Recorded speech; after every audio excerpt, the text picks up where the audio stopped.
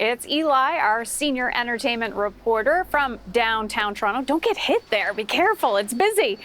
TIFF is under. Yeah. It's okay. I got an eye on you. Things will be a bit different this year. Not as maybe fancy. Yeah, I mean, it's interesting. I mean, I think the vibe is a little different this year. I think just like the temperature and the ripple effect of just what TIFF does to Toronto and the economic effect is a little quieter. But on the surface, it's the same. I just came from a press screening. There wasn't an empty seat in the entire theater. Saw Jonathan Glazer's latest, The Zone of Interest, big awards hype around that. Down the street here, you see the stage where I think Nickelback is going to be playing a free show as part of the festival street, as they call it. Over here, we got the Lightbox. There's already people lining up for tickets. Over here, we've got the Princess of Wales Theatre, where there will be red carpets tonight. But because of the strike, there are just less celebrities coming, and that means less parties. And so the ripple effect from TIFF has actually shrunk a little. Take a listen to this restaurant and nightclub owner. Well, it's definitely a different energy this year.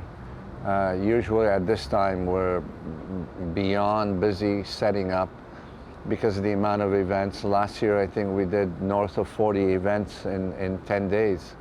That's quite a bit. This year, you know, is a lot less happening. So Eli, Hollywood actors strike, you're saying, and writers strike, less happening, but how is it really affecting the festival?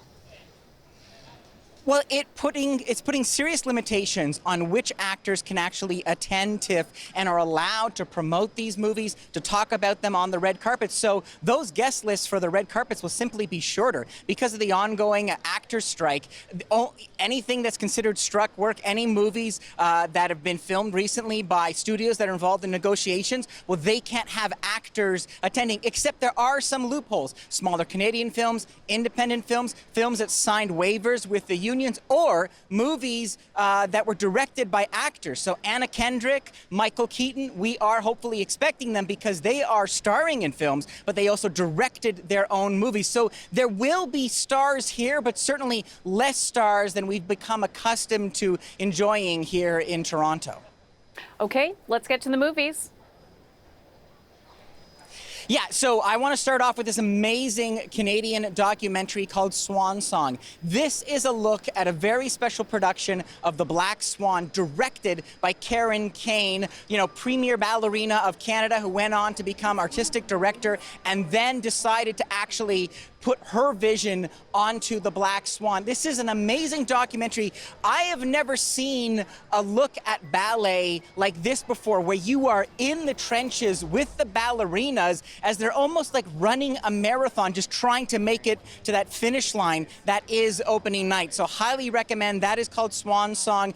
The opening film of this film festival is The Boy and the Heron. This is from Hayao Miyazaki. He is an animation master from Japan. He has so many fans like Guillermo del Toro, and he is retiring. So this is his last film, and so his Swan Song will open TIFF. That's never happened before, an animated film, but if you're gonna have a film from Miyazaki, what a wonderful way to open the festival. Stop Making Sense is one of many music documentaries or concert films that will be here at TIFF. Little Nas X, Paul Simon, Nickelback, and the Talking Heads in a new version of that classic concert film. The band broke up somewhat acrimoniously, but they will all be back together here in Toronto. Cannot wait for that. Next Goal Wins is from Taika Waititi.